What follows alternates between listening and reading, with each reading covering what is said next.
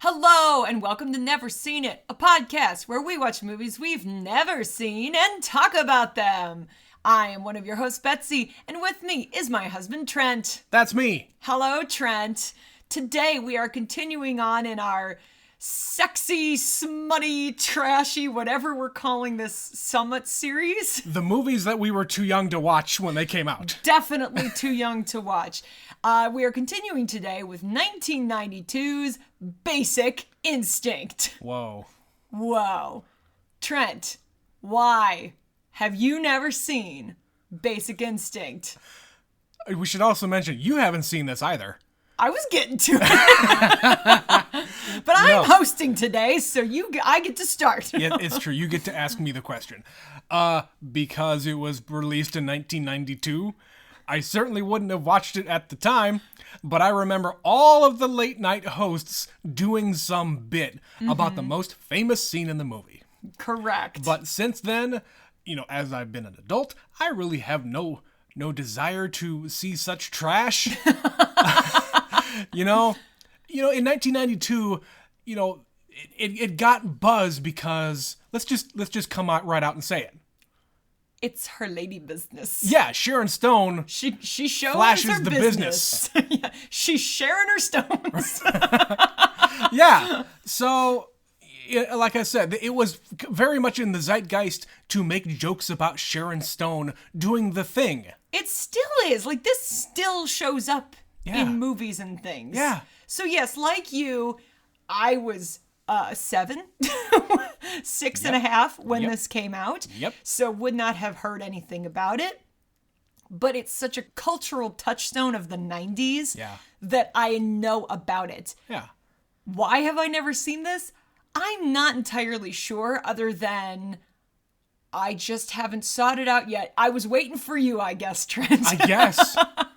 It was destiny that we were meant to see this together as adults. We've just been holding out all this time. We didn't, unbeknownst to us. Yes. Yes. Almost 30 years. Good God, yeah. Almost 30 years. Please don't remind me of things like that. It hurts my feelings. So, Betsy, what do you know about this movie? I know Sharon Stone shows her business. I believe Wayne Knight is in this. He's in that scene. And Michael Douglas. Other than that, as far as like the actual plot, they're clearly having some kind of an interrogation. So she is a suspect of some kind. Yeah. So my guess is there is a crime, a plot, a scheme. Yeah. What it is, I don't know. Why they're interested in her, I don't know. Why she is using her lady business to distract them, I don't know. Well, for distraction. I'm going to say that. I know about as much as you do. I assume, again, this is some kind of crime movie. Mm-hmm. I'm just going to go out and say I'm going to assume that it's murder. Murder? Most foul. Okay. And yeah, I don't know anything else about this except Michael Douglas and Sharon Stone. And of course, this is back when they were casting Michael Douglas in a whole lot of things. Michael Douglas was like the sexiest man alive. Every right now. middle-aged woman wanted to fuck Michael Douglas for some reason, and still does. To this day. Someday I'm going to have you watch Romancing the Stone. Do you know that movie? I am aware of it, okay. But that's about it. I thought about that this afternoon while we were talking about doing this movie today. Okay. And I was like, I wonder if Trent's seen that. I doubt it immensely, but No. we'll revisit that conversation, talking about every woman wanting to fuck Michael Douglas. Yeah. Now, this being said, this movie might not fit at all what we were doing. This might not be trashy, sexy smut. No, but I think what we're doing here is just, this is the feeling about it, like this is the what we cultural, know. Yeah, the cultural stuff around these movies is that they're kind of dirty and titillating and There's something to talk about here. Right. And if that's the only thing that's interesting, the scene that we're talking about, then I'm going to be supremely disappointed. Well, let's find out. Yes. Let's see what else there is to the rest of this movie, but apart from that 10-second scene. We're going to go watch Basic Instinct, and we will be right back.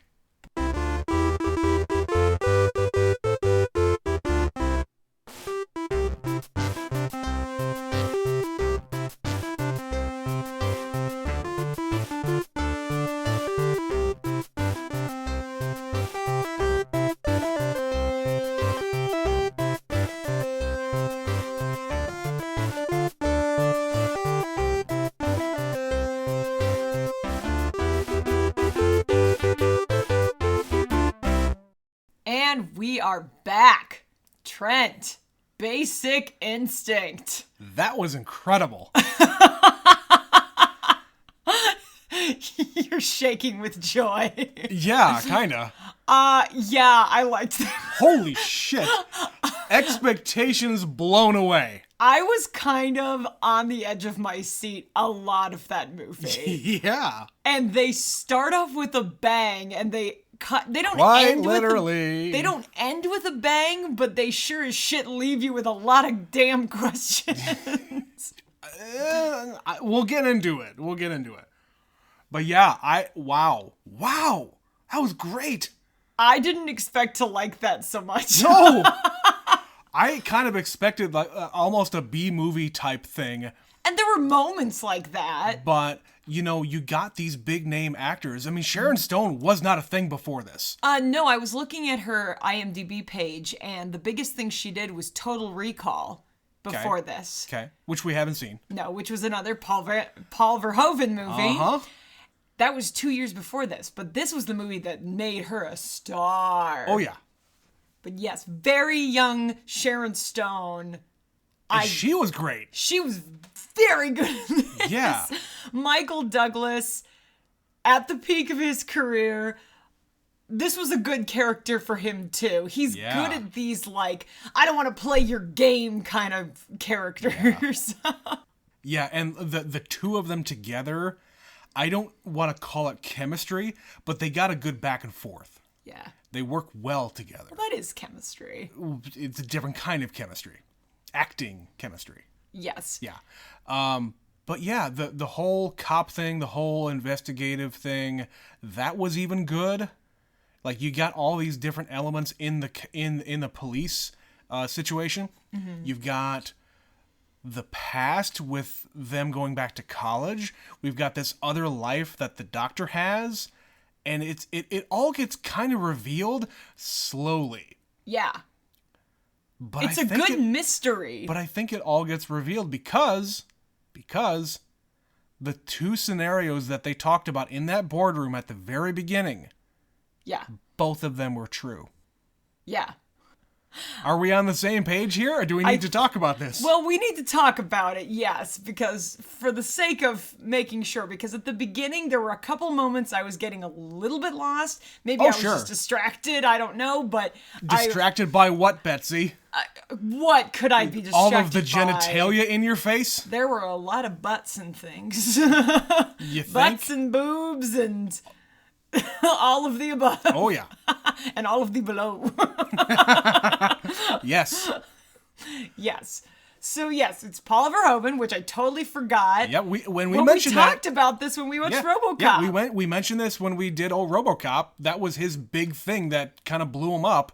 And Total Recall. Yeah, and he's just been putting out hits ever since. We'll eventually get to Showgirls, which is another one, and I think Starship Troopers is another one on our list. So, hey guys, spoiler, we're gonna watch those two movies too. Eventually.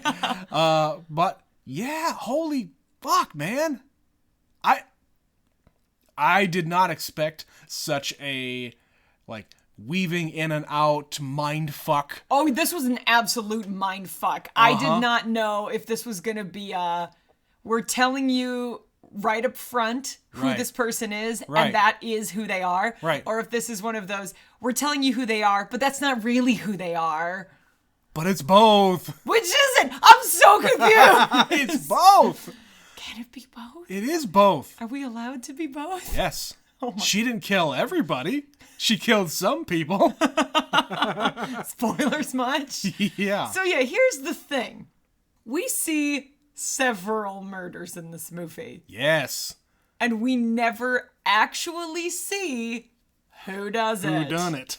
And they literally start the movie with fucking mirror on the ceiling, bitches. Yep, we got some sultry music to start off. We got two people fucking in a nice bed with a mirror on the ceiling. Because, you know, who else puts a mirror on their ceiling but a retired rock star? Yeah, former rock stars who are friends with the mayor. Yeah.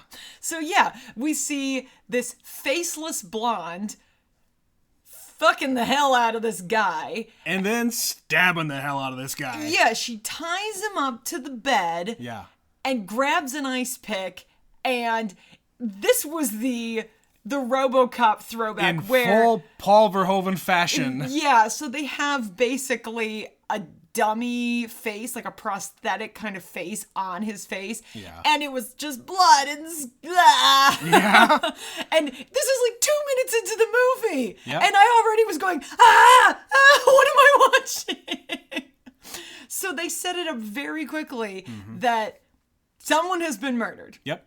And we bring in Michael Douglas, who is a detective In San Francisco.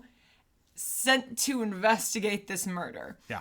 And they, of course, have the list of the usual suspects, the first one being the guy's girlfriend, Catherine Tremmel. And that's Sharon Stone's character, but we don't know that yet. Yeah. So they pretty quickly figure out this guy's into drugs, this guy's got a girlfriend, he owns a club. Yeah. This is who he is. He's a name in the community. We need to figure out what's going on because he's a big Local supporter celebrity. of the mayor. Local celebrity. But more importantly, that he knows the mayor. Right. Because he's like now a founding city member or some crap like that, a leader of the community. He probably donates a bunch of money to the campaigns. Right, exactly. That's how you get in with the mayor. So yeah, Michael Douglas just starts investigating this crime with his partner. Yep, Gus. They meet a woman at Catherine's house who is not Catherine. They meet Roxy. Right. They find out, okay, this is where the girlfriend lives. And they show up and they find Roxy. It says, well, you're looking for my friend, Catherine. She's at the boathouse. Yep. So they go to the boathouse. The boathouse, which is a giant fucking mansion. On the water. On the water. Yeah. On the California coastline. Yeah. This is her very super casual boathouse hang. Yeah. And of course, she seems very unsurprised. They all are unsurprised. Roxy is just like, what's he, dead? Yeah, completely unfazed, nonplussed, if you will. Yeah, you wouldn't be here if he wasn't dead. Well, and the first question that Roxy asked, are you Vice? No, we're homicide. Yeah. All right, I guess he's dead. You wouldn't be here otherwise. Drugs or murder, which is it? Right. So yeah, they go find Catherine, the real Catherine. Yeah. And she's just all in white, just chilling on the beach. Now, this was something I noticed. Did you notice through the entire movie, save one scene, she is wearing beige and white? Not really. I didn't notice it, but now that you mention it, sure. There are some, like, dark and light, good and evil things going on through this movie. All right. I'll bet I could find more. She's got 2 cars, identical cars. Black and white. One is black, one is white. Roxy is like a darker punk rock looking chick. Sure. And she tends to be in black. Yep. But she kind of has a similar look to Sharon Stone. Blonde hair, etc. Sure. I don't think this was a mistake. And I agree with you. It's probably also to make you suspect the other person at some point. Probably. Well, and it's portraying Sharon Stone as very angelic because she's in white. I don't know if she's any kind of angel, Betsy. No, I'm We're not gonna saying get into she that. is. I'm not saying at all that she is. But the first time we see her, she's like loose hair, just completely casual, smoking a cigarette barefoot. Yep. At her big house. You know, if I had that much money and a big house like that, I'd probably be doing the same thing. How much money is that, Trent? She had $100 million. Yeah, we find out very quickly that this woman is a lot of damn things. Because she basically up front says, I wasn't dating him. I was fucking him. Yep. Key distinction. Right, and we got these 2 dudes showing up, and she's just casually dropping all of this info. And like after they question her, it's like, okay, well, she doesn't really seem all that hung up about it. Let's go ahead and leave. Mm-hmm. And for 1992, I think the idea of an aggressive, strong-willed, sexually liberated woman is intimidating to these guys. Oh yeah, this and movie to men in general in 1992. Men in general now. I can see how this movie would have made waves. Yeah. They go really far. Oh, they go fucking hard into all of that. In things that I was not ready for a movie made in 1992. Not at all. Like, this movie made today, nothing burger. This would be nothing. I don't know about that, but it would... For the content, it wouldn't make the waves that it did back then. That's what I mean. Yes, correct. Yes, you make this movie today, it's another movie with sex and drugs and all kinds of... Would have been made PG-13. Yeah, basically. But this was 92. Yeah. So we've got this woman who just owns her own sexuality. Yeah. And she is smart as hell. She is a psychology major, and she is using it every moment of her life. Yeah. Like, they bring her in for questioning because they find out all this shit that's, like, enough suspicious. Like, her professor died at while she was there. Right. And it was suspiciously similar to the murder that we just talked about. Right. They find out that fact that she's an author and she wrote this book. And they start reading the book, and on page whatever, they say, yeah, this guy was murdered while having sex with an ice pick. A rock star. A rock star, by his girlfriend while having sex. Right. Right. So basically, what happened in the book is how he died. Right. So they bring her in because they have enough to question her, and she's loaded. She's got $100 million. She dated a famous boxer who died. Yep. There's all this circumstantial stuff. Yeah. That they're like, okay, bring her in for questioning. And they go to her house and get her. And of course, she's like, can I just change to something more appropriate? Yeah. And she's just butt-ass naked. Yeah. And Michael Douglas is watching her. It's her house. She can do what she wants. She doesn't wear underwear, which we find out very quickly later. She very willingly gives up that information because she knows he's watching. But yeah, they're all watching, but we'll get to that scene. So yeah, she like puts on this outfit that the iconic white. It's white on white, but it's like a fucking power dress. That is a 90s power dress. Yeah. In white. You'd expect it to be in a different color, but the white is so iconic with her hair up. Mm-hmm. And she's just, she's the only woman in that room, and she's literally making the men sweat. Right, so let's get to the scene here. Get to it. It's pretty quick into the movie, honestly. It is. I was kind of surprised that it was that soon in the movie. Mm-hmm. I'll say this about that scene. I think it is way, way too notorious for not really being that big of a thing. Again, in the context of the movie, I don't think it was that big of a thing, other than proving how much of a mindfuck that she's pulling on everybody. Yeah, it's a power including move. Nick. Yes. She keeps calling him Nick. Right. This detective she's never met. Yeah. Nick. In front of everybody else. Mm-hmm. Making it seem like... Singling him out. Yeah, singling him out, making it seem like he's got some relationship with her and somehow he's involved somehow. Because they question him afterwards. Yeah. So why do you know her? Why was she calling you Nick? Right. Well, we skipped a little bit, I guess. I know. But just talking about that scene in general, I don't see why it was such a big thing other than she's flashing her punani. I mean, yes. It also, the way it was filmed, there were some weird shots, like ultra close-up shots and like quick pivot. Yeah. Look over here, then look over that guy, and then look over this guy, and then dramatic angles, and then her fucking like power pose. Like after she uncrosses her legs and crosses her legs, she's sitting there with her legs like crossed at the ankle. That's a man pose. Yeah, that's a dude sit. That's afterwards. Yeah. Yeah. And she's been in there for fucking hours. Yeah, I did notice that. Yeah, they're literally in there for hours. It is nighttime by the time they're done. Right. And she's just sitting there enjoying a cigarette. Right. They're all like sweating and drinking coffee and rolling up their sleeves and loosening their ties. They go on and on and on, and she's just cool as a cucumber. Yeah. Hey, can one of you give me a ride home? Yeah, exactly. But we had a character we probably need to mention because I skipped it.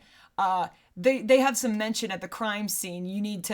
Nick, you need to go to your 3:00 appointment. Yeah. So we get some background where he's had some problems. Well, he's on ordered psychiatric evaluation Right. through this police shrink. Yeah. Which So- is a common thing when officers use their weapons in the line of duty. Yeah, so you're required to see a shrink to talk about whatever. He has used his weapon. Yeah. He's got a problem, a history with drugs and alcohol. Yeah, he drinks, he smokes, he is a problematic individual. He's a cop. Yes. Specifically a homicide detective. Right. Right. So he keeps his appointment with the counselor who he is also fucking. Yep. Or at least has been. Like I said, everyone's wanting to fuck Michael Douglas. Right. Everyone's fucking Michael Douglas in this movie. And you also mentioned the scene. You touched on it a little bit, but when they find out Sharon Stone's book has this correlation with the murder that happened. Yep. They bring in an expert who basically says two theories. Either somebody is a copycat and they are recreating exactly what's in this book. Right. Or... to set up that author. Or she actually did it. And she's a stone cold psychopath. And she's a stone cold psychopath because she wrote the book as an alibi to cover up the murder she would later commit. Yep. Because who would do that? That's insane. And that exact scenario happens. They question her, why would you write this book and blah, blah, blah. And she says exactly what the dude says she was going to say. In the interrogation. Why would I do that? Because blah, blah, blah. Yep. No attorney. Yeah. Yeah, Michael Douglas intentionally says, I didn't call your attorney because I knew you wouldn't want one. Right. Like, they're playing these fucking mind games and they don't even know each other. Yeah. There's some weird little vibe, like she's like flirting with him in the car and like offers him a cigarette. She's psyching him out. She's literally doing her psychology tricks on him. By that point, she was already researching him. Yes. For her next book. She's got like clippings of him at her apartment. Because he was in the news. Yeah. A lot. Like he murdered or he killed 2 tourists that happened to be in the line of fire while he was an undercover narcotics agent. Is that what it was? I missed a little of the detail as to how it came to pass. Yeah, he was an This is her finding this information out when she's like confronting him, saying that, hey, your wife that bit, yes. killed herself. Yeah, that's where she says it all. He was an undercover narcotics agent in with some drug dealers. Okay. Something was going down and he had to use his weapon and a couple of people got killed. Civilians got killed. Yeah. Yeah. Which is why he's having to see the shrink. Right. And he's not doing well, but he's sober at the moment. Sure.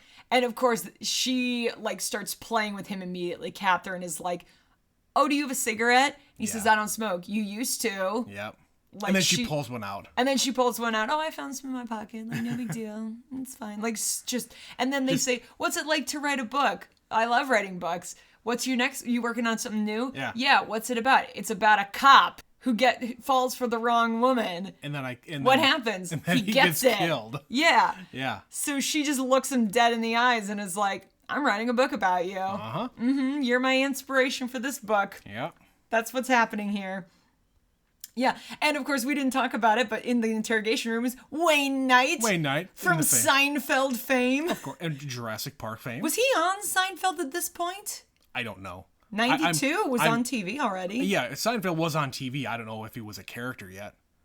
I'm not that familiar with Seinfeld at the chronology because I only watched Seinfeld in syndication.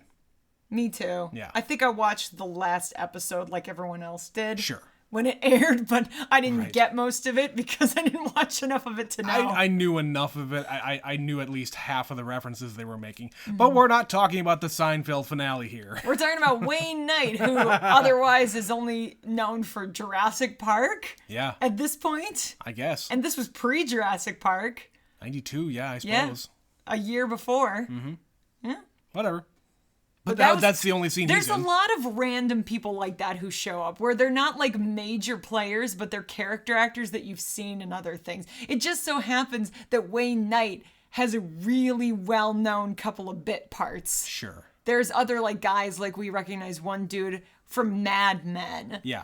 And, just like the other cops and people. I think he was the chief's assistant. He was there. He was the older dude. Who was kind of overseeing the entire thing. Yeah. And then, like, in the next scene, so they've interrogated her for hours. It's now nighttime. Yeah. he takes her home, and it's in the rain, and, you know, again, she's playing like her mind games with him. Yeah. And she's like, I don't wear any underwear, but you knew that already. Do, and takes off her shoes and runs in the rain.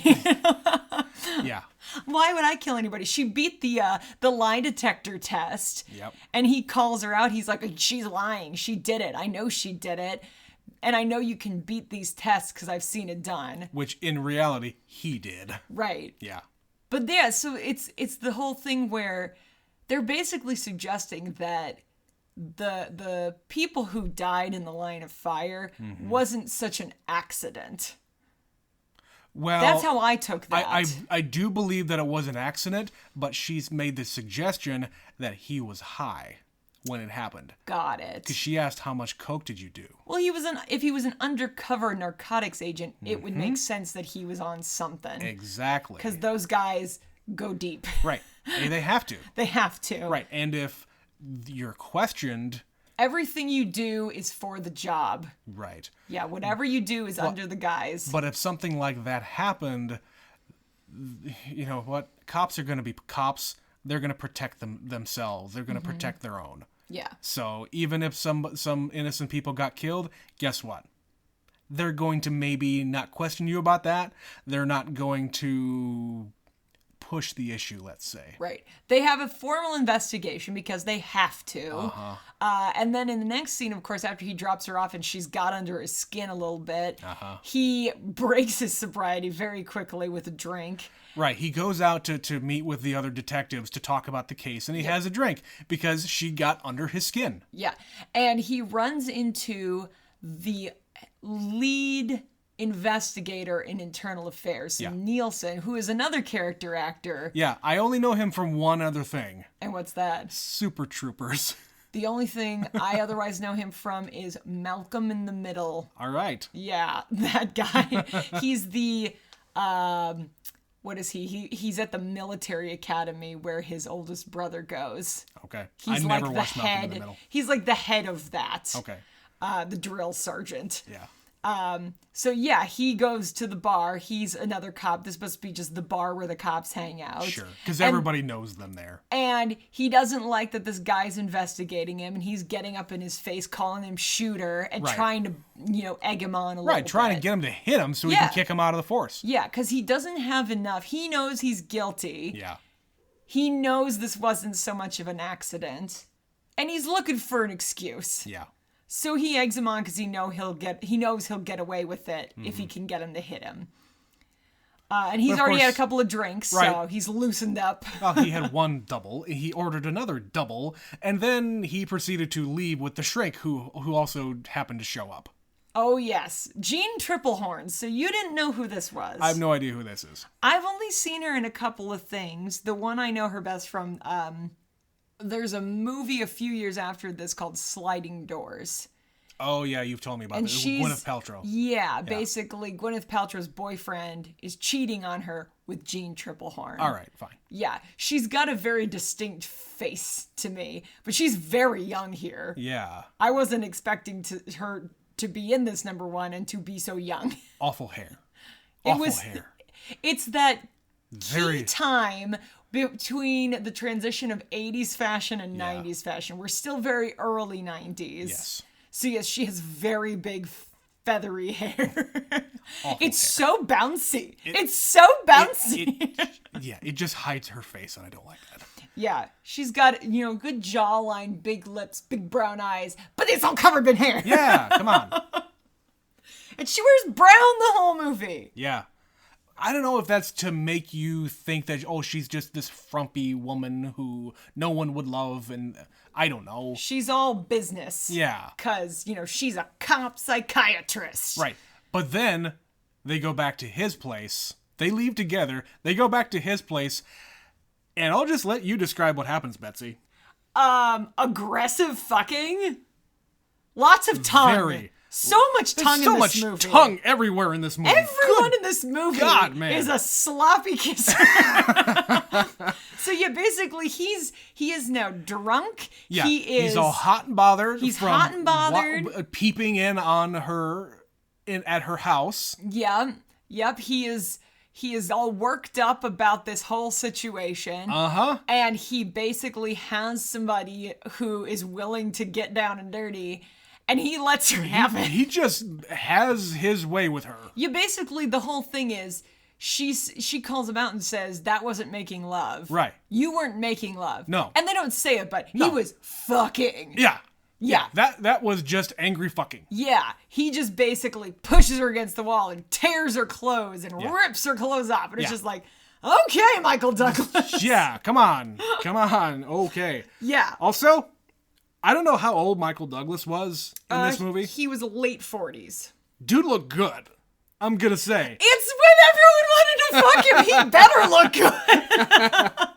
good. Like, I saw that man's butt so many times. Jesus.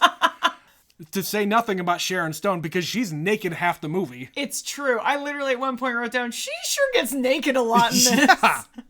But yeah, he just kind of works out everything he's going through by, Yeah. bending her over a barrel and showing her the 50 states. Yeah, that's about the best way to describe that, Betsy. But yeah, I mean, afterwards, she says what she says, and that was her place. That's her place. Yeah, that was her place. I'm sorry. Yeah. But yeah, she essentially tells him, "Yeah, I'm not liking what you're doing or who you are That right was now. messed up. Yeah, just get your shit and get out of here. Yeah. I don't want to see you right now." And he says, where are the cigarettes? Because he was a smoker and now he's Right. going to smoke again. Right. He's cracking Yeah. under basically no pressure. Right. He was sober for 3 months and one day with Sharon Stone. 3 months, she gets somebody who gets under his skin. Mm-hmm. Right. Yeah, so it's all downhill very quickly for him. Yeah. Yeah, and the next day, they kind of get everybody together in the cop shop, and they all have their assignments. You go investigate this, you go investigate that, and his superior tells him, go follow her and see where she leads us. But you know what, Betsy? Yeah. He's really bad at following people. He's really fucking bad at it. He is driving a giant, fucking Oldsmobile? Like a beast of a car? I think it was a Plymouth. But still. It was a monster of a car. Yeah. And they're driving down this windy road on the coastal highway. Yep. And she's driving her zippy little European car in and out of traffic on roads that you are not supposed to pass on. And he's just doing it, and he's about one car length behind her as if she can't see him. Yeah, she's driving this souped up Lotus, which is a British sports car, apparently. I had never heard of Lotus as a car, but yeah, she's whipping around. She, of course, knows that she's being followed. She literally rode in that car the day before. Right. That is the car he picked her up in to question her. Right. He's doing a bad job, but of course she's just going to do what she's going to do. Mm-hmm. And, they have their car chase scene along the highway, and he almost gets hit by somebody in the oncoming lane, and it's whatever. It's a movie car chase scene. It's nothing special. Right. And of course he's able to catch up with her because that's how movies work. Where else are you going to find a black Lotus? Yes, but how does he know where the hell she went? They were in the middle of the highway. She was probably there for a while. Just tool around the neighborhood until you find a fancy sports car. I guess. So yeah, she goes to visit some woman and he checks out her name in the mailbox. Yeah. And when he looks into it, she's just this little old lady who, when she was younger, had been in San Quentin for murdering her entire family. Yep, husband and kids. Just one day she just did it and she couldn't explain why. Yeah. So it's a lot of that in this movie where Catherine has all these friends who are absolute psychos, but not all the time. Like they just kind of went insane momentarily. Right. And she uses this. Well, she studies them and uses them for her books. Yeah. She is trying to understand the homicidal impulse. Yeah. And she straight up says it. Yeah. Yeah. I'm just using them for my books. What of it? Mm-hmm.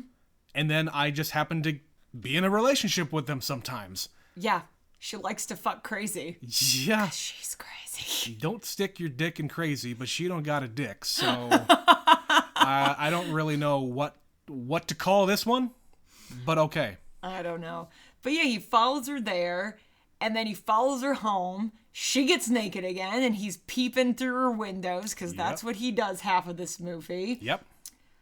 The next time he goes to see her, she just kind of lets him in the house, and she's got all these newspaper clippings of him and all these news stories all over the table. And she just says, "Oh yeah, you're going to be my new book." Mm-hmm. And yeah, that's the scene you were talking about a little bit ago, where she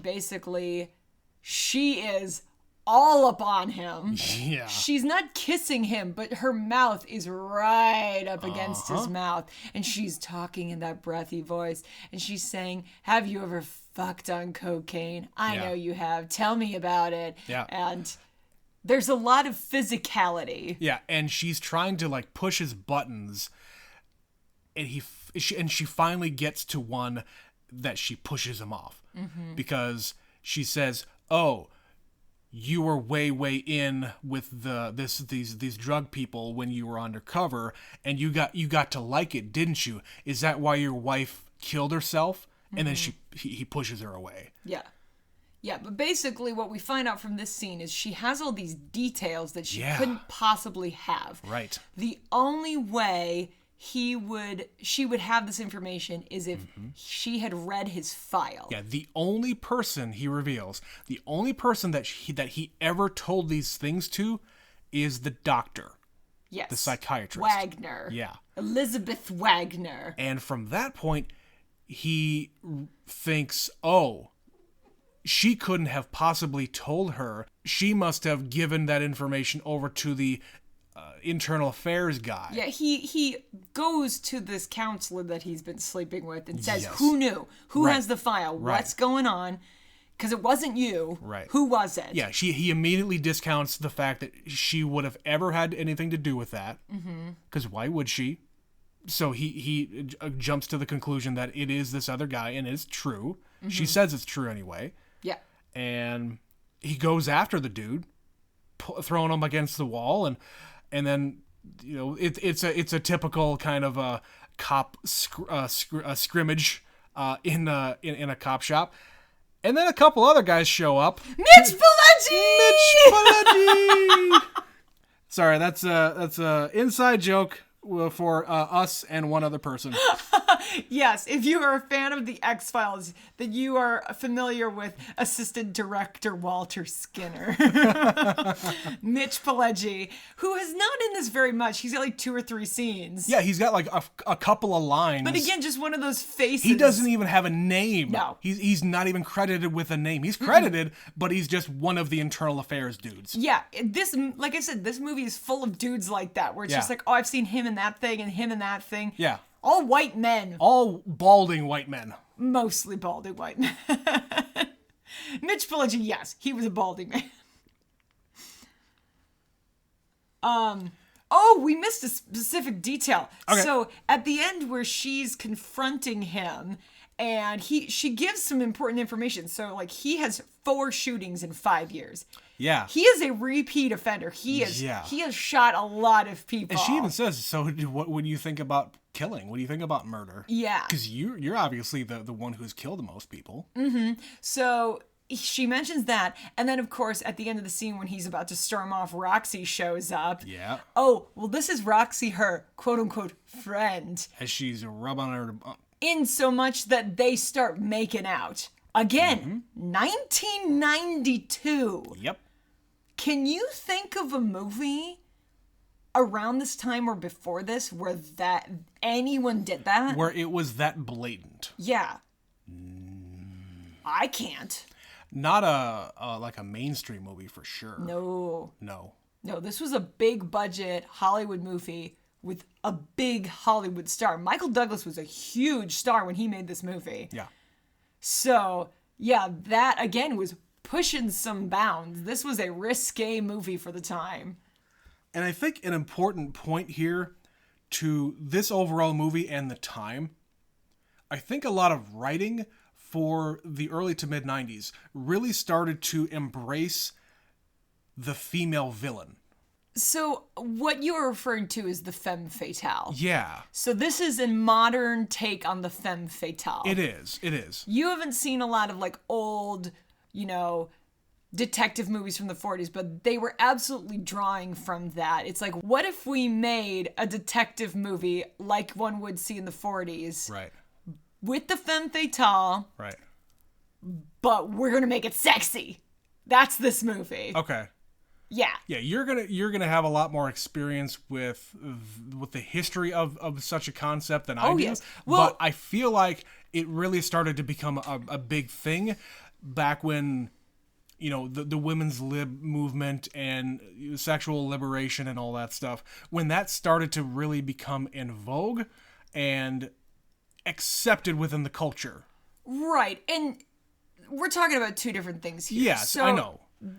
The femme fatale, there's always a dark and a light. So now the more I'm thinking about this was very intentional. Sure. Because the doctor is a brunette who wears brown. Yeah. And the femme fatale is always blonde. Uh-huh.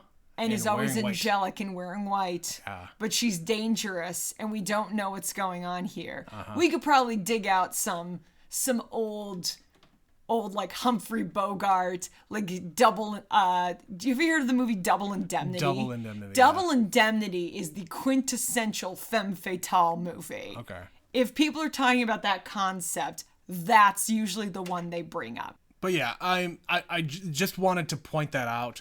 It's like, I feel like this is the time where writers and movies started to be more comfortable with portraying villains, and in this case kind of evil villains. Like, these are straight up murderers.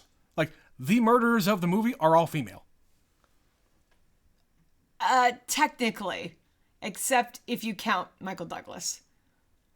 He kills her, but no, he didn't murder her. No, his past history, he doesn't murder anybody in this movie. Yeah. But if you kill if you have 4 incidences in 5 years, well, shootings, we don't know if other people got murdered other than the 2 tourists. Right, but he has a tendency to fire his weapon, which suggests he has a hard time keeping it holstered. Dude is in many ways. Yes.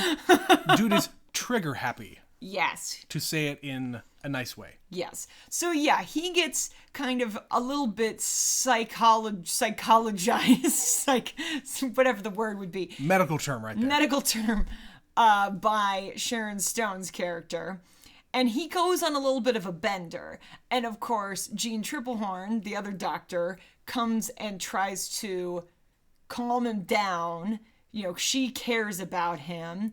And he loses his shit and just like throws things and he's like, get out. Throws her? Well, yeah, give me the keys and get out. Yeah. I'm not interested. With the Bart Simpson keychain, by the way. Which is such an odd touch. Right, that thing is huge, by the way. Yeah, it's like a 3-4 inch keychain. It's the size of your fist. Uh-huh. Okay, fine. That is a of the time reference. Right. That was like, what, season 3? Yeah. That's early Simpsons. Yeah. Season 1 was 89. I'm gonna think about that for a while. Like, who in this movie has a connection to The Simpsons? Why The Simpsons? Maybe Paul Verhoeven is just a fan. I guess. What is the relevance of Bart Simpson to this character? Did him and James L. Brooks ever do a thing? I doubt it. I don't know. That's the only connection I can think of. Maybe. Whatever. It was just an odd moment in this otherwise very unrelated movie. The only thing I can think of is, how about let's find some connection to that scene and the scene later where she gets killed. Well, yeah, they made it distinct so you remember it. Right. But just the fact that it's Bart Simpson. Yeah, you could have made that anything. You could have made that anything. Yeah. It could have been a fucking Lucky Rabbit's foot, Who knows? Who knows? They'd have had to deal with the animal people. In this case, you would have to deal with Matt Groening's people. There you go. I'm sure it would maybe be easier to get the rights to put a Bart Simpson thing on Maybe screen. Matt Groening was Paul Verhoeven's PA or something. There you go. That's the explanation right there. We cracked the case. I've made it up. It's canon now. Right. So yeah, they have this scene together. He kicks her out. He's passed out drunk. And he gets woken up by a phone call because the other cop, Nielsen, who has been investigating him, was found dead, shot point blank in the head in his car in an alley. Yep. So they seize his gun and immediately suspect, that he you're could suspended. be involved. Yep, you're suspended pending a psychiatric evaluation. Because they've got bad beef and they know that. Yep. And he says this wasn't her. This wasn't her. Right. But they suspect him, and when they question him, it's basically the same scene again. Yeah. Like he even smoked. You can't smoke in here. What are you gonna do? Charge me with smoking? Right. The same line. Yep. So he's and of course there are people from that original scene in that room as well, which they know what he's trying to pull here. Yeah. But it ultimately leads to, we're suspending you. Yep.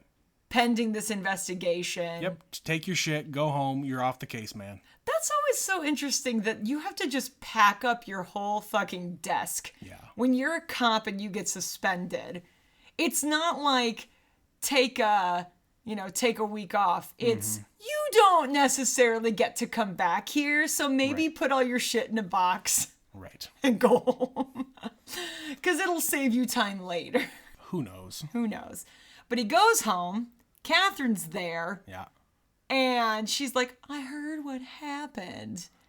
How? How did you hear? She has friends. I have friends. I have attorneys. And she's a rich bitch. Yeah. Who can get what she wants. Right. Yeah. And they just have this like whole flirty thing. And she's like, come to this club. Johnny Baz. That was the guy's name. Yeah. Rock it was star. his club. Yeah. Come to his club. We're going to be at his club. Me and Roxy. Which, okay. I had a thought, and this was just a passing thought while we were going through this entire scene. Now, it turned out to be not true, but I just wanted to share it here. I kind of thought after the dude got killed, maybe the cops are smarter than what they appear to be, which they're not. Maybe this whole him being suspended is a ploy to try to draw her out and get them closer together so that Nick can get closer to her and try to crack this thing open. No, that's not what happened. They're stupid cops. No. These are stupid cops. But again, that was the thought I had right after that happened, and they started to be more chummy together. Right. No, they just want to fuck Trent. Yeah. So they go to a club, which appears to be in a former church. Yep, because all the bartenders are dressed up like priests. And they go into the bathroom, and Catherine's there with Roxy, and they're doing coke, and he's there, Nick's there wearing a deep V-neck sweater. Yep. A deep V. That was quite a deep V. And they start, dancing on the dance floor. What the hell was Roxy doing? She's like dancing with this dude in a leather vest, and it's like chicken pecking. Left, right, left, right. Betsy, right. I mentioned this during the movie. Cocaine? Copious cocaine? No, that's not what I'm talking about. When we get to it, this scene reminded me so much of the movie Showgirls. Not only because of the dancing, but the wardrobe, the hair all of the women have. Early 90s. All of that is exactly out of Showgirls, which we'll get to, which is another Paul Verhoeven joint that comes out in like 94, 95. It's definitely early mid. Yeah. Yeah. So just something about that scene reminded me of all of that. It's almost like the man directed both of these movies, Trent. Yeah. He had a vision. Yes. And he loved it so much he executed it twice. Indeed. But yeah, they're dancing and grinding on each other, and it's weird, especially with Roxy watching, which I did kind of get the idea of the whole watching thing. Yeah. I didn't really think it was, at first I thought it was, Roxy's just worried about her friend because she's getting involved with this cop and the cop's trying to hunt her down and blah, blah, blah. But no, it's that she just likes to watch. She jealous. In general. Mm-hmm. Yeah. But yeah, they, Catherine and Nick start making out on the dance floor. All the tongues. And then we go back to Catherine's apartment. Yeah. With another mirror on the ceiling. Yeah. And this sex scene went on a long time. It was the fuck of the century, Betsy. There's a lot of nakedness. And as I mentioned before, a lot of sloppy tongue stuff. Uh-huh. And yeah, like I said, again, this scene, I cannot think of a movie that went this far from around this time. That is something I don't even think you can get away with now. As a rated R movie? You That's can. You can. You can. You just have to be very careful with your angles. true. But yes, let's just put it this way. They both pleasure each other. Yeah. And yeah, there's no clothes. And there's a lot of nipples and tongues. And then it gets sexier. And she does the thing that happened at the beginning of the movie, where we're building the tension. And the music is The incredible. music is building the tension. Yeah. She reaches under a blanket and she grabs a very similar white scarf and she ties him up. And then it looks like she's gonna kill him just like in the other part of the movie. And no, she has an orgasm and then that's it. Yep, that's it. Yep. Bye-bye. But, oh, yeah, she scratches his back up. Oh, yeah. You know what I remembered this from? A movie you haven't seen, I don't think. Sleepless in Seattle. I have seen that. Okay. In the middle of the movie, Tom Hanks's character is, like, dating a woman. And they have a scene he's gonna, like, go away with his girlfriend. And they're talking, him and his son. And his son is like asking him about sex. And he says, is she gonna like scream and scratch your back up and stuff? And he's like, what the hell are you talking about? Basic Instinct. Like, Oh, God. you know, she has cable. I don't even know if they say Basic Instinct, but I'm pretty sure they do. Because that movie came out around this time too. Okay. But yeah. Where they scream and scratch your back up and stuff. That's what I thought of, because she claws him. Right. He's bleeding. And you know, me being the square I am, I said during that scene, like, oh, you're gonna get blood all over your bed. You're far too practical. Yes. Imagine the cleanup. Yeah, so he is left quite satisfied. He goes to the bathroom. We get to see his butt. Again. Did I need to see it? Not really, but there it was. It's like 5 times, Betsy. 5 Get times. used to it. He walks back and forth, back and forth. Yep. There's his butt every time. But then Roxy shows up Roxy out of shows nowhere. up because she's been there the whole time, Trent. It's true. She likes to watch. She's watched Catherine with many, many men. Many men. Yes. And she, like you said, says, stay away from her. Mm-hmm. I don't know what you're doing. I don't like it. Yeah. Stay away from her. And he calls it the fuck of the century. Mm-hmm. I don't know about you, but I think she's the fuck of the century. Like, okay. I don't think I remember ever hearing that line anywhere. I know it's hard to just mention on a talk show or something, but I would think that line was famous back in 92. I mean, maybe. I don't know. Like, you can't put it on the poster. No, and I think She's maybe the that's fuck why. of the century. Maybe that's why. But again, I feel like that's a great line. There's a lot of great lines in this movie. The writing is incredible. Mm-hmm. But yeah, I don't know. I don't think I've ever heard that line before. It should have been more popular, Betsy. Yeah, for the kind of movie this is, it's weird that there's not more memorable lines. Yeah, the only thing memorable from this movie that people have taken out of it is the interrogation scene. Yeah. I don't get it. And there's not really, you can't really see a whole lot. No.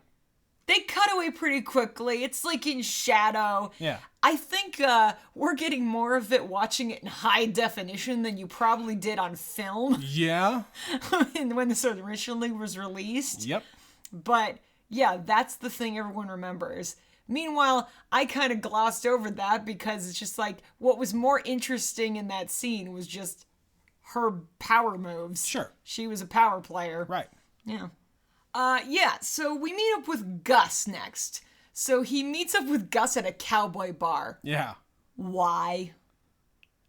Because you know all those country western bars in San Francisco? It's such a hard shift, and I didn't understand why he needs to be there. Like, he's in a cowboy hat and a bolo tie and a big leather jacket. Or a suede jacket. I suppose it's just painting him in a completely different kind of a light, and he's not into the weird things that San Francisco is known for. Yeah, Gus is like a little country boy at heart. Yeah. He's getting drunk on whatever night of the week this is at the country bar. Right.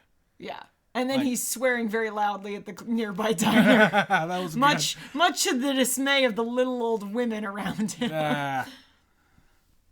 But yeah, he figures out very quickly, you fucked her! Why'd you fuck her? You fucked her! He just keeps screaming. Yeah. It was an odd little scene. I don't know. But much to the dismay of Nick, he gets behind the wheel and drives off. Yeah. Very drunk. The cop says, yeah, go ahead and drink and drive. It's fine. He didn't say it's fine, but he let him do it. He tried. He really tried. He didn't try that hard. He almost was like playing with him, like, let me drive the car. And he's like, nobody's driving my car. It was weird. Maybe it's just to establish them as they're good friends outside of work. Sure. He even says it. Gus is my only friend. I suppose he does say that. Yeah. Yeah. And this is their kind of weird relationship. But yeah, Nick starts to walk off, and what do we see, Betsy? He gets hit by a car. He gets run the fuck over by a car. Specifically, her black, whatever car you said, Lotus? Lotus. Her sports car comes out of nowhere and rails into him. And he gets up and he walks away. And he gets into his car and starts a chase scene. But it's not really a chase scene. No, he takes a shortcut up the stairs. Yeah. It's like, wow, okay. San Francisco geography. Let's just do a supercut of all of the chase scenes in movies in San Francisco. There'd be a lot of them, Betsy. I could think of at least 5 just sitting here. Mm-hmm. And that's without thinking very hard. And that's a very strange city. I have been there. Mm-hmm. I haven't driven around much. I didn't actually drive, but I was in a car in San Francisco one time, like 15 years ago. Mm-hmm. And, we did the whole tourist thing about going down Lombard Street. But yeah, like the hills and the curves, and it is exactly what it is depicted as. It's weird. Yeah. And there's no parking. No parking. It's a city. Of course there's no parking. Yeah. Who does that? That's what public transportation is for. You're right. But apparently San Francisco public transportation is terrible. Well, all right then. But anyway. Yeah. So we find out he's in this chase scene, and they play a game of chicken. Yeah. And of course you called it, and I called it too. It's like, this isn't her. Why would it be Catherine? It's Roxy. Roxy chickens out, drives off a bridge, and kills herself on impact. Yep. So it's Roxy chasing him down. So she basically was upset. Jealous. Upset and jealous about the two of them getting together. Yeah. And just decided to try to kill him. Yep. Because why not? Well, she's probably seen Catherine kill a bunch of other people, so why not try it myself? Maybe. You can't prove that. Never happened. Yeah, and he writes just a bullshit statement. He does the thing he's supposed to as a cop, where he calls the police, he stays at the crime scene, and he waits to make a statement. Yep. In this scenario, it's bullshit. Like, I just happened to be wandering this area, right, and this car came at me and drove off the bridge. And then, oh look, it's someone I actually know. I must call to report said accident. So he Terrific accident. A terrific incident. So yeah, she dead. So she dead. And Nick goes to Catherine's place, her beach house. Yep. And she's there really upset. Yeah, she's actually legitimately crying upset. Yeah. over Roxy, Yeah. which she wasn't upset about anyone else in this movie. And she even says at some point, like, everyone around me I care about dies. Maybe that's here. Yeah. So she's just like, make love to me, make love to me. So they have sex, and he's been playing cat and mouse with her. Like, after they had sex the first time, he's like, I'm gonna get you. Yeah. I know you're guilty, and I'm gonna get you. They're walking on the beach, and I'm gonna bust you. Yeah, we can have sex, but I'm still gonna get you. Right. And so now she is vulnerable, and she talks about how in college there was this girl that she had a relationship with. They only slept together once, but she got obsessed with her, and she was following her around, and she changed her hair and was basically stalking her. Sure. And she had to file a report, and that was the only way to put an end to it. And she says, oh, it's Lisa Oberman. So he investigates. He goes to Berkeley, where she went to school, and he says, did this person go here? Lisa Oberman. There is no Lisa Oberman. And he confronts her and says, there's no Lisa Oberman. And she's like, you crazy? Hoberman. What was that about? Well, yeah, why are you investigating me? Yeah. And I didn't say that. I said Hoberman. Yeah.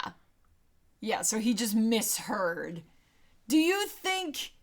Did you hear Hoberman? No. I think that was a test. She was testing him to see if he's really for real, that like he likes her still, or is he still running this case? Is he still trying to bust me? Right. Okay.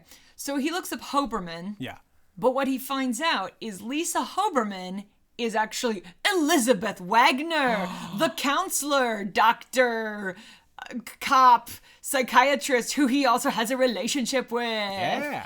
And so he confronts her about it, and she says the same thing. Yeah. That they did have a thing together. It's the only woman she's ever been with. Yep. And it was the other way around. Right. So she did have blonde hair, and she changed her name when she got married, but she was with this woman one time, and she had mentioned previously in the movie that she had met her. They had been at college at the same time. Right. She did not reveal hardly anything. We did not go into details. She just said she was there at the same time. But now we find out that they had slept together. And when she's confronted with this idea, it's like, what, you're gonna out me here? I'm the one cop lesbian here? Yep. And no, it was a one-time thing. I was in college. I was embarrassed. Yeah. I was exploring and experimenting. Sure.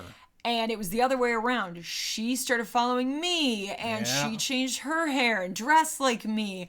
And so we've clearly got something going on. One of them is not telling the truth. And at this point in the movie, I think I started to get a little confused, because I think that was intentional. Right. Because he's confused. Yeah. Everybody is playing mind games with him, and Yeah. he doesn't know it's real. Yeah.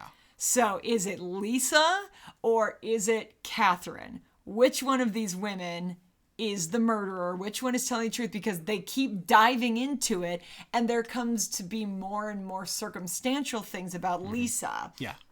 Like, things start contradicting other things, and it's like clearing one person and implicating another person. Yes. Yeah. So we find out that Lisa was married, and that's why her name is Wagner now. So he goes to where her husband worked, and he asks about him. We find out he's dead. Oh no, he was shot. Not only is he dead, he was shot, and he was shot with the same gun that the detective who was killed was shot with. Yep. Okay? So there is a connection there. So we find out that there was a cop around the area asking about Lisa and asking about this doctor. And the cop there, who he had been asking, says, yeah, it was Nielsen. Yeah, which is the internal affairs guy. So the internal affairs guy is on to Lisa in some capacity. Yeah. The fact that he has known about this for a year, he's been investigating her for a year. Right. He knows something's going on. And the local cops were investigating it to a point, but What they also reveal there is that she had a girlfriend. That was the story. Right, that was the story. But they investigated it, couldn't pin it on anybody, so it is an unsolved murder. They didn't have anything on her. That's that. Yep. All right. So Catherine finishes her book. Yeah. Catherine finishes her book. Since she's done with the book, she's done with him. Yep. Your research. Completely dismissive of him after he comes back.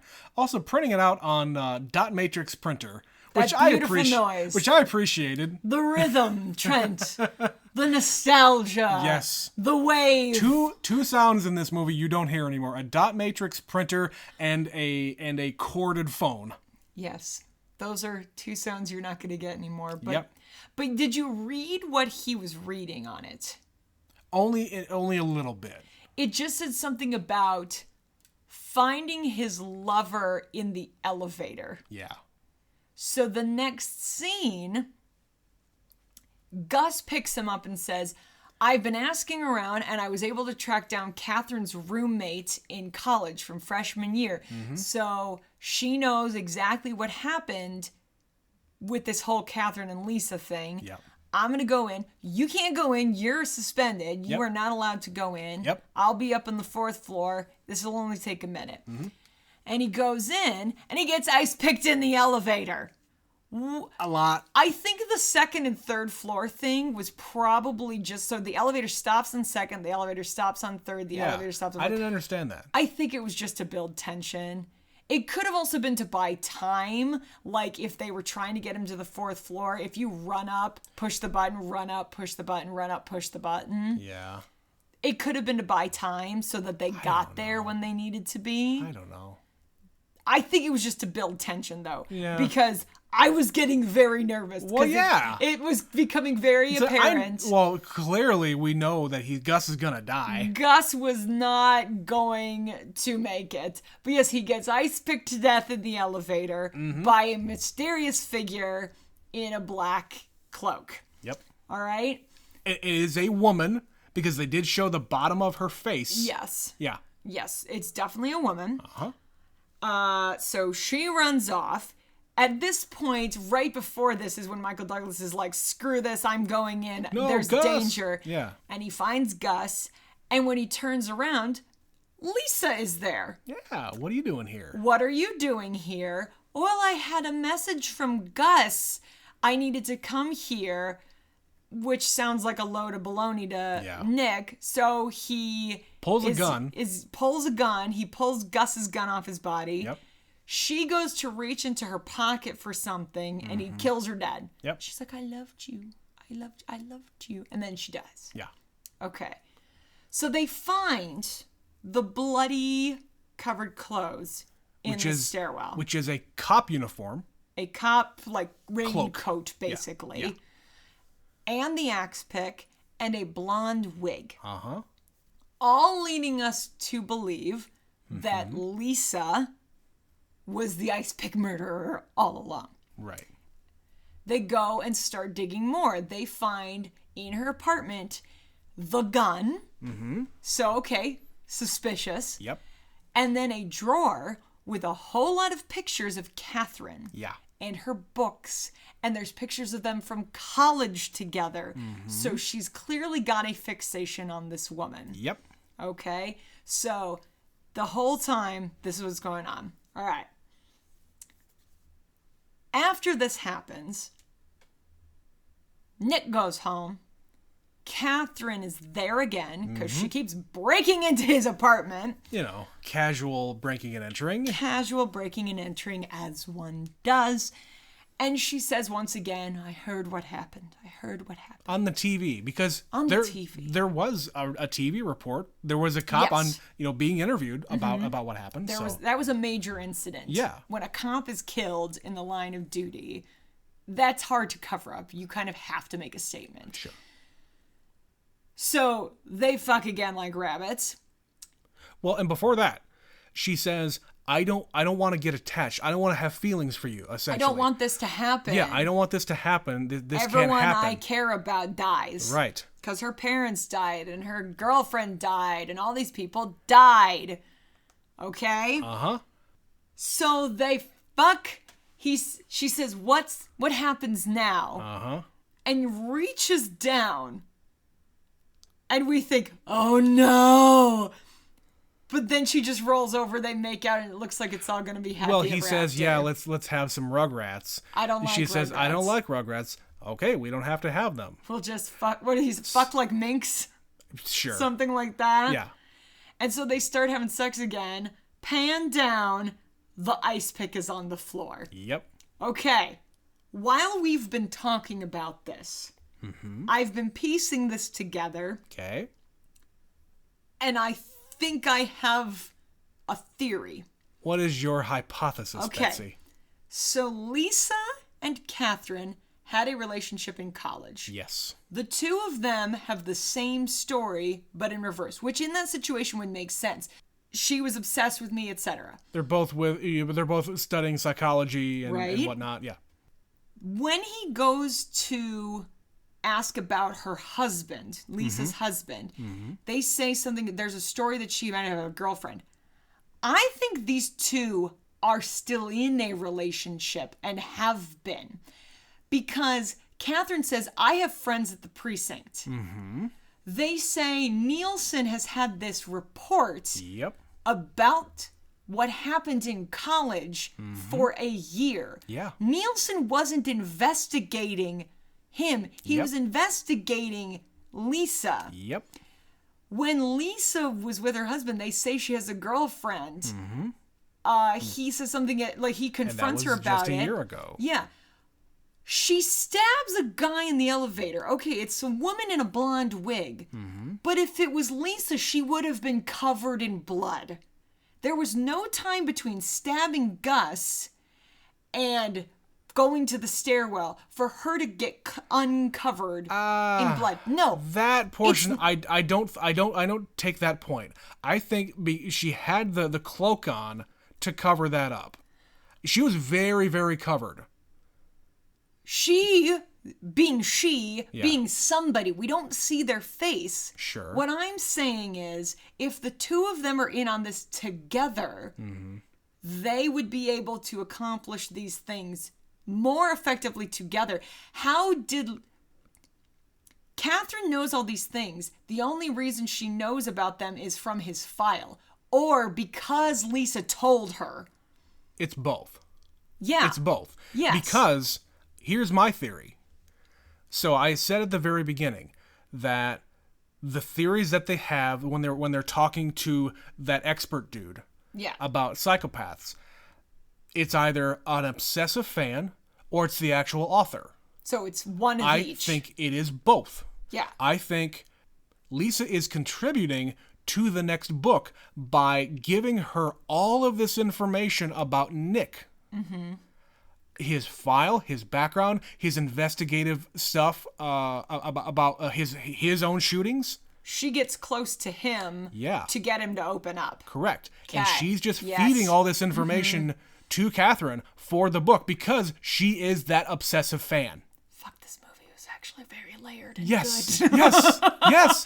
And I think you and I just talking about this, I've gotten a lot of this more Yeah, connected I wasn't together. thinking about this while I was watching the movie, but then I'm like going through and piecing it. I'm like, okay, wait. So she knows this. If you follow the two timelines Yeah. concurrently, Yeah. it actually makes a lot of sense that they have a relationship. Not had, not a one-time thing. They're kind of obsessed with each other, maybe. I don't really know, I or think that's, one is obsessed I think with the that's a other. one-way street. Okay. Yeah. But there's definitely Lisa's obsession with Catherine, I think, is the direction it goes. It is. Lisa is giving her this so she loves her. She wants it. Take it. Yep. Look at all I'm doing. Now, I assume she killed Nielsen, the other cop, Yep. because he was getting too close. Yep. I assume Catherine killed the rock star because they She's basically fucked up. tell you that. She's just fucked up. Yep. And the only reason she doesn't kill Michael Douglas is because she actually is getting a little flutter in her heart. Yep. She actually does care. And I think when they're having the conversation before that, she's talking to herself. Like, I can't have this happen because the last time I've had this happen because she fucking murdered the boxer, she murdered the rock star, and Her now parents. and her parents, Well, I don't think she murdered the boxer. I think he died in the ring.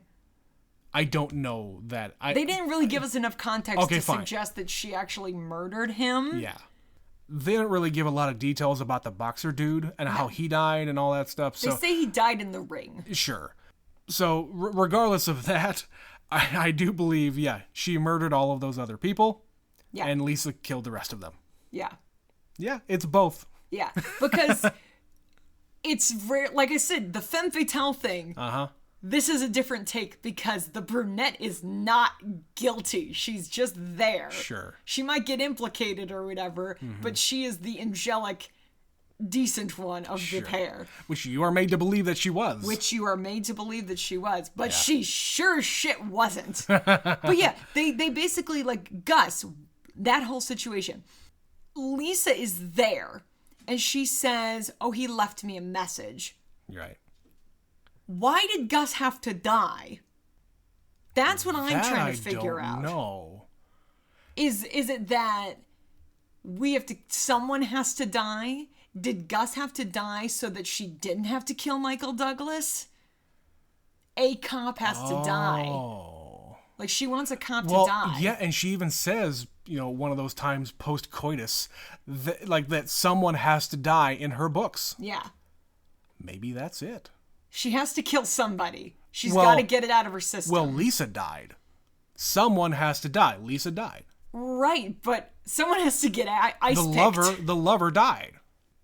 I guess. Yeah. But he kills her. Right. So I don't think it's satisfactory closure. Maybe the book won't be as successful then. I don't know. Okay, so I think I've got there now. Yeah. I was into this. Yeah.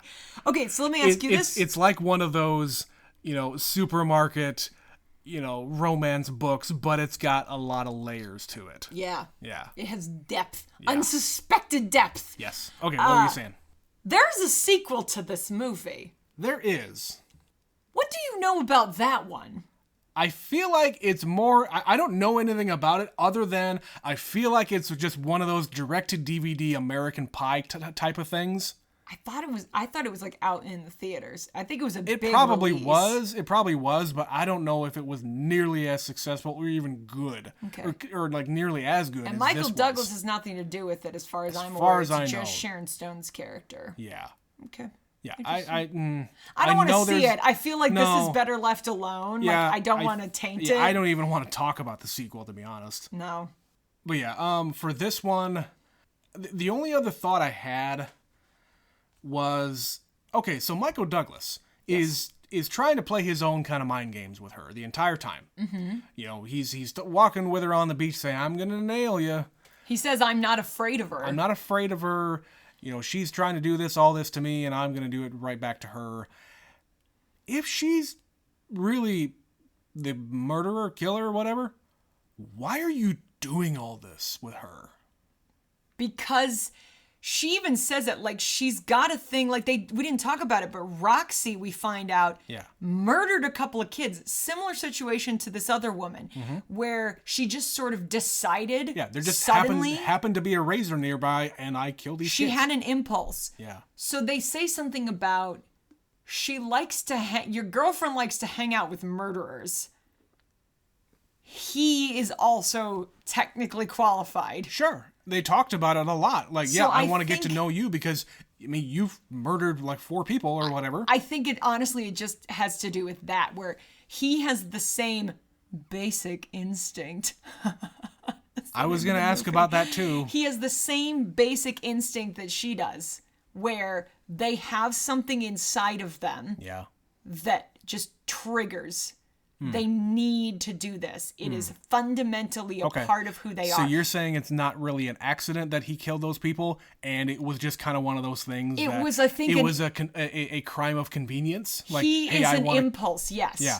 Even if he doesn't know he's got an impulse, you shoot 4 different times. Yeah. 5 years. That's compulsive. That is compulsive. Yeah. The fact that you are still on the force is astonishing. Well, I know, there's a lot we could get into on that, but let's just say, for argument's sake, that we are sane, normal people. If you shoot your weapon and kill people 4 times, the police will go, maybe let's talk about that, instead of just sending you to the shrink who you're fucking. Which, in reality, the cops who are the most, sane and good are the internal affairs cops. Yeah, they're out to get these bad cops. These are bad cops. These are bad people. Bad cop. He is a bad cop. He is a bad person. And so is Lisa. Mm-hmm. He doesn't seem to feel that. Again, why are these two people allowed to have a relationship? Everyone knows about it. Yeah, everybody seems to know about it in the cop shop. Yeah. What the hell? Because technically they don't work together. She's not the one investigating him. But she's the one charged with doing his appointments all the time. It's a whole thing. Yeah. It's weird that they aren't separated. Right. Yeah, internal affairs. Who thunk it? Because they're having an internal affair. I'm on a roll. Betsy, I think that's where we're going to have to leave it. Fuck, I liked this movie. Why did I like this movie, Trent? It was great. Oh my God. Good on you, Paul Verhoeven. Yeah. We'll eventually see... Hits and misses. Yeah, we'll eventually so see far, some a couple stinkers. Of hits. Yeah, we'll see some stinkers eventually, but damn, buddy.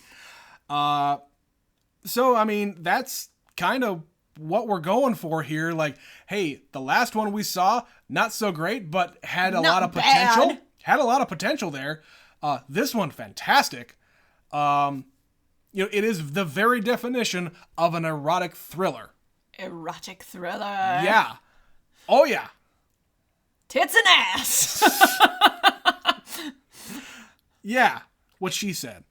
So yeah, Betsy, I think that's where I got nothing left. So yeah, I am spent. I'm gonna go think about this one for a while. I am spent, as they say. Yeah, that was the last thing I put down on my list. Like, why the hell is he doing this? Yeah, it's because he's just kind of fucked up. And they deserve each other. And I fully imagine he's going to be killed in, like, I don't know, a couple of weeks. He ain't going to make it very long. No. But yes, let's get out of here with an email, Betsy. I got an email from Stephanie about a movie that is very, very, very the other spectrum from this movie, the movie Up. These are cut from the same cloth, Trent. I don't know what you're talking about. I don't need to see... Up wasn't an erotic thriller. I don't need to see Ed Asner's naked ass anytime soon. No, thank you. All right, talking about Up. She says, we watched Up this week, too. This was the first time we watched this with my daughter. We could really watch and pay attention. It is one of my absolute favorite Pixar films, so it means a lot that my daughter liked it too. Russell is so freaking cute. Doug is also a good boy. And Carl is hilarious and wonderful. I have never seen a better trio of adventurers. Yeah. And all caps, Squirrel is about the only movie quote I have ever heard my father-in-law quote. It is now a family joke that we say often. This week, so some suggestions for us. This week, my husband and I watched The Suicide Squad. Not Suicide Squad. The. That's the new one. The newest one. I really liked it. He preferred the original Suicide Squad. I know you guys haven't watched a lot of DC movies, but I would recommend watching Wonder Woman, Birds of Prey, and both Suicide Squad movies. All are well done and fun. The others are okay. Some are really good, but way less fun. Love, Superfan Stephanie. Thank you, Stephanie. Thank you, Stephanie. And no, DC is, I don't know, DC seems messy to me. Yeah, I'm just not that, I don't want to have to watch everything. I just want to watch the hits. Yeah, tell me the good ones. Can I watch the hits without having seen the rest? Like, some of the Marvel movies, I feel like you need to have seen other offshoots before you get to them. Yeah. Because they will contextually make the most sense that way. Sure. Because now we've gotten so intertwined. Yeah. Now we're getting to that place with DC. Do I need the history? I saw Rise of Superman just because you were on a work trip. I came with you, and I needed something to do while you were at work. So I went to a movie by myself. Betsy tagged along when we went up to Fargo for my work trip. Yeah. And so I went to a movie alone, and that was the only thing playing around that time. Yeah. And I bought a big thing of popcorn. And I sat pretty much by myself in a movie theater on like a Thursday afternoon. Yeah, you made an afternoon of it. And it was fine. It didn't blow my mind. I've never watched it again. Yeah. And you know, that was the first one. And you know, like some of the, I don't know, maybe it's just the actors that they cast for all of these, like the tone of the commercials and the trailers. Yeah, the tone in general. Like I don't really know what the hell they're trying to go for. Is this supposed to be dark? Is this like the thing I like about Marvel is a lot of it is like fun and campy. It's dorky, fun, stupid, and funny. Yeah, go watch Ragnarok. You'll have the time of your life. Yeah. But like I enjoyed the Christopher Nolan Batman movies quite a bit. We can deal with a brooding Batman. Sure. I'm kind of looking forward to the new one. Yeah.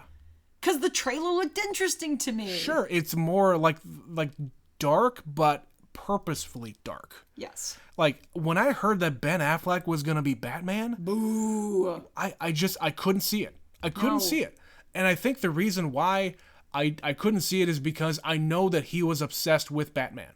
He wanted to be Batman, so he became Batman. That's not enough of a reason for you to be cast. No. I don't like that. Don't like that one bit. No. And I have heard that Wonder Woman is quite good. Sure. I've heard 1984 is kind of a mess. Yeah. Not terrible, but not great. Yeah. It's been pretty split. Everyone I talk to, one person will tell me, oh, that movie's amazing. And then another person's like, it's okay. Right. Or it's bad. I've heard that the original Wonder Woman is pretty good. Like I would probably watch that. But do I need the context? Because she shows up in a previous movie. Sure. But you know who Wonder Woman is. You know the backstory. Vaguely. Yeah. You know enough. I don't read comics, but I know enough. Neither do I. Yeah. But, you know, that's probably one that I would see. Suicide Squad seems like a lot of a mess. The first one and the second one? The first one in particular. I don't know anything about the second one. Other than, why the hell did you call it the same thing? Except with what the fuck? Not just the Suicide Squad. Yeah. The Suicide Squad. Yeah. I understand that there's maybe a reason for that, and you know, you got so many different characters. The only what is the only consistent thing? Margot Robbie as Harley Quinn. Yeah. Probably. I don't know. And as I understand it, she is amazing. Right, and that's fine. Because she gets to go out there and play a psycho, and Margot Robbie is good at it. And Birds of Prey, by all accounts, seems pretty damn good. Yeah. Because, you know what? That one seems like a fun romp. Can we make all the DC movies like that? Sure. I would go and see them. Let everyone have a fun time. But no, I don't need to see this dark and brooding Batman played by Ben Affleck. Mm-hmm. Now, Robert Pattinson, color me intrigued. Yeah. That's an interesting choice. It's a little more out of left field. Yeah, and you got Colin Farrell doing Penguin. Yeah. That's interesting. Unrecognizable. Sure. But I want to see him do something completely different. I like Colin Farrell, and I will keep bringing this up. Yeah, he's good. He's a good actor. And he's a character actor. Go figure. Yeah. So he can go and play someone like a coked up karate fan in Horrible Bosses and the Penguin in Batman. Yeah. Who knew? I'm glad when actors fight against their typecast. Mm-hmm. Like, you don't have to be the handsome leading man. You can be whatever you want. Robert Pattinson is a good example of that. Dude is the only actor who ever got out of the Twilight movies unscathed. For the most part. I mean, Kristen Stewart. Kristen Stewart has had a pretty good career since then. Yes. She's still kind of I don't want to call her a joke, but she's got some quirks about her. She's got some baggage that, like, it's mainly her personal style and personal stuff. Like, she was in that Charlie's Angels movie recently. I forgot about that movie entirely. Right. And, she's been doing a lot of other things that aren't necessarily that she's getting famous for or that is very successful. She's working very hard. But you know what? Robert Pattinson's doing the same thing. They do what they like. He's doing a bunch of acting that he wants to do. Well, shit, Kristen Stewart is getting a lot of rumblings about Oscar season because she's playing Princess Diana. Right, and we'll see what happens with that. I'm intrigued by that, for sure. But I've only ever seen her in one thing. Yes, I saw the first Twilight movie. Mm-hmm. That's all you've seen her in? That is the only thing I've seen her in. Oh, no, she's made a ton of decent movies. I'm sure she has. We should watch Adventureland. You'd like Adventureland. Okay. She touches her hair a lot, but that's her thing. She's like the running joke with the Jay Leno joke, let's call it, of her just not smiling. Yeah. Like the cheap joke, like she's an actor. Usually that has more to do with... It's also directing, like you can't smile. Well, no, you're self-conscious. People who don't smile tend to have a problem with their own personal appearance in how they look when they smile. Sure. That usually has the most to do with it. It's not that they aren't happy people. Yeah. It's not that they don't enjoy life, but they... Yeah. And also, she was like 22 or 23. Do you know what else Kristen Stewart is in? Panic Room. She's like 12 years old, and I swear to God, I thought that she was a boy because she's very like tomboy in that movie.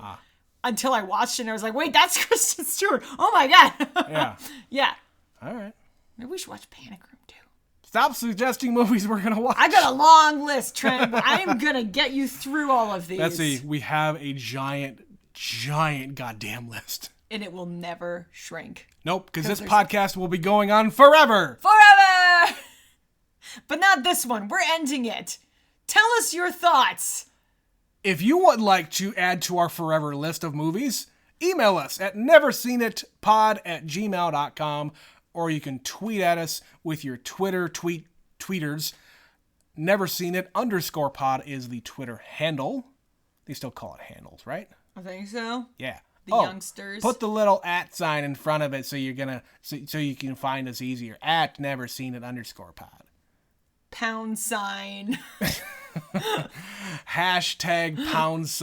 podcast. We're going to put that in our next tweet. Okay, good. All right. Or you can send us money. Sure, why not? Click the link in the podcast description to send us money. Or if you want to just give us money, just email us and we'll figure out a way for you to... Don't throw quarters at us on the street. Well, don't throw them hard. Sock full of quarters. Callback. But yes, that's the end of the show. Damn it, that was a good movie. I want to watch more movies like that. Paul Verhoeven, you better not disappoint the next time. But this has been Never Seen It. I'm Trent. I'm Betsy. And we'll see you on the next episode. Bye.